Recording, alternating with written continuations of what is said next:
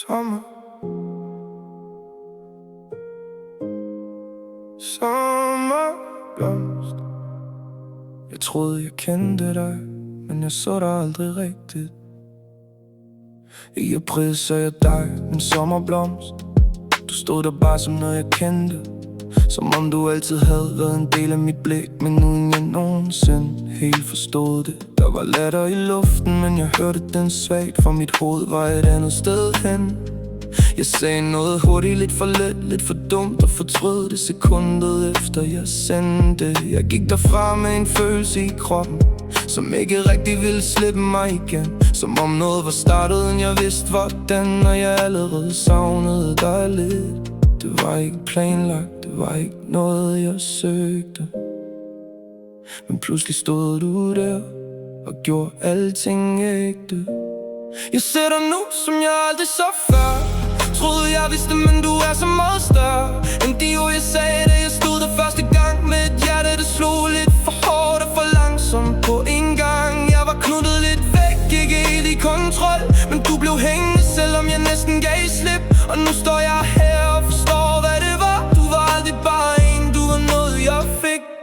Og ønskefinet var slut, og jeg lod det bare dø. Sagde til mig selv, det var bare et øjeblik, men dagene gik, og der var noget, der blev ved. En tanke om dig, der ikke ville give slip. Så kom din besked helt stille og rolig, som om du også havde mærket det samme. Ikke noget stort, bare ærligt og enkelt, men nok til at tænde en glød i flammen. Og vi skrev lidt frem og tilbage uden planer, men tiden begyndte at føles anderledes. Som om verden trak vejret lidt langsommere nu, og alt det små pludselig betød noget. To mennesker, der ikke helt forstod, hvad der var ved at ske, men som begge kunne mærke, det var mere end bare måske. Jeg ser dig nu, som jeg aldrig så før. Troede jeg vidste, men du er så meget større end de ord jeg sagde, da jeg stod der første gang. Med et hjerte, der slog lidt for hårdt og for langsomt på en gang. Jeg var klunet lidt væk, ikke helt i kontrol, men du blev hængende, selvom jeg næsten gav slip. Og nu står jeg her og forstår, hvad det var. Du var aldrig bare en, du var noget jeg fik.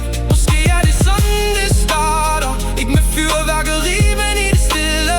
To blikke, der mødes uden at vide hvorfor, og alligevel vælger at blive lidt længere. Jeg troede kærlighed var noget man jagtede, noget stort, noget man skulle finde. Men måske er det bare et øjeblik i april, der nægter at forsvinde. Jeg ser dig nu, som jeg aldrig så før. Jeg ved, jeg aldrig går tilbage til før, for du kom som en sommer midt i mit forår og gjorde mig til noget jeg ikke var før. Jeg var klunet lidt væk, men du blev alligevel, og lærte mig langsomt at være til stede. Så hvis det her er starten på noget vi ikke forstår, så lad os bare blive i det og se hvor det leder.